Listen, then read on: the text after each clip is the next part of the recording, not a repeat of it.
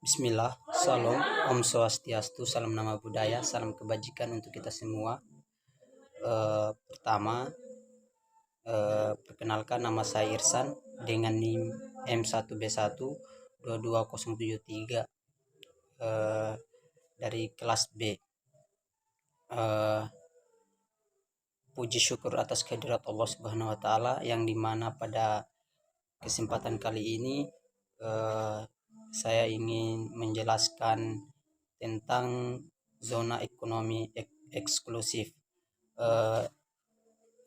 Tidak lupa saya ucapkan kepada dosen pengampu yang telah memberikan kami tugas untuk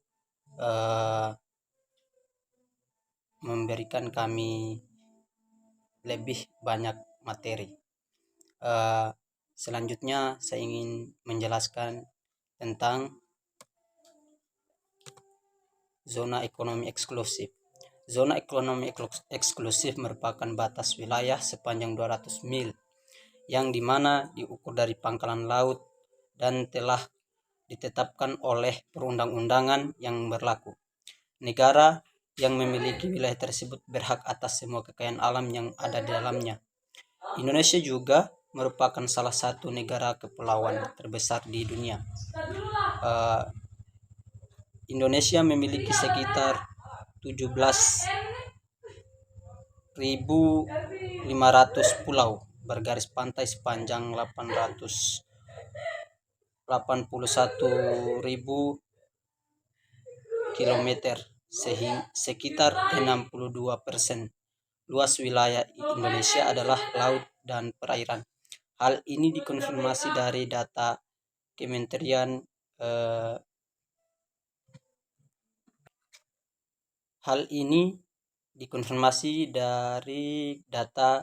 Kementerian Kepulauan dan Perikanan. Luas wilayah daratan sekitar 1,91 juta. Luas wilayah daratan sebesar 1,91 juta kilometer persegi, sedangkan luas wilayah perairan mencapai 6,32 juta kilometer persegi. Pengertian tol laut. Tol laut merupakan jalur layar yang dimana dibangun di atas permukaan laut. Tol laut ini juga berguna untuk mendukung proses pengangkutan logistik. Dengan begitu segala proses distribusi barang akan semakin mudah dan dapat lebih merata ke daerah-daerah terpencil. Manfaat tol laut salah satunya yaitu meningkatkan konektivitas. Pembangunan tol laut berguna untuk mewujudkan konektivitas atau menghubungkan segala hal dengan mudah dan cepat, mendistribusikan bahan pangan dan pokok ke wilayah paling barat dan timur Indonesia menjadi lebih cepat dengan adanya tol laut. Menurunkan harga barang di daerah yang tertinggal. Ketersediaan barang-barang pokok di luar Pulau Jawa tidak semudah dan terjangkau seperti di Pulau Jawa. Untuk menyalurkan bahan pokok ke daerah luar Jawa, pengiriman dilakukan melewati lautan melalui antar pulau. 3. Meningkatkan kesejahteraan semua lapisan masyarakat. Indonesia merupakan negara kepulauan yang dimana kebutuhan dan harga barang pokoknya berbeda-beda tergantung akses penyalurannya. Dengan adanya tol laut, pendistribusian barang menjadi lebih merata ke daerah-daerah terpencil. Alur laut Kepulauan Indonesia atau disingkat dengan ALKI adalah alur laut yang ditetapkan sebagai alur untuk pelaksanaan hak lintas alur laut kepulauan berdasarkan konvensi hukum laut internasional. Alur ini merupakan alur untuk pelayaran dan penerbangan yang dapat dimanfaatkan oleh kapal atau pesawat udara asing di atas laut tersebut untuk dilaksanakan pelayaran dan penerbangan damai dengan cara normal.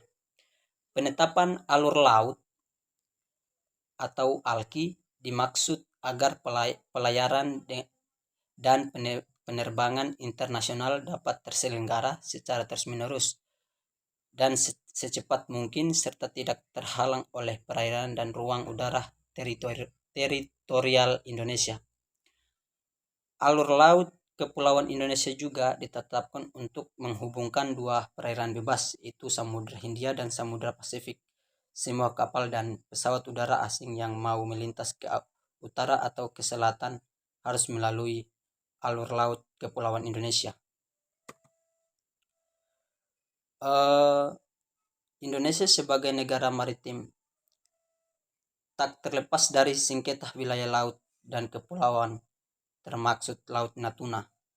16 tahun silam Indonesia sudah kehilangan kedaulatan atas kedua pulau kecil di Laut Sulawesi, yaitu Pulau Ligitan dan Pulau Sipadan, yang terpaksa kalah dengan Malaysia dan putusan Mahkamah Internasional.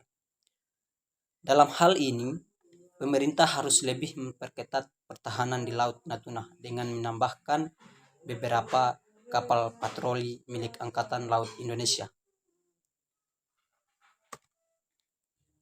Cukup sekian yang bisa saya sampaikan. Saya pamit undur diri karena maju dianggap peka. Sekian dari saya. Billahi taufiq wal hidayah. Wassalamualaikum warahmatullahi wabarakatuh.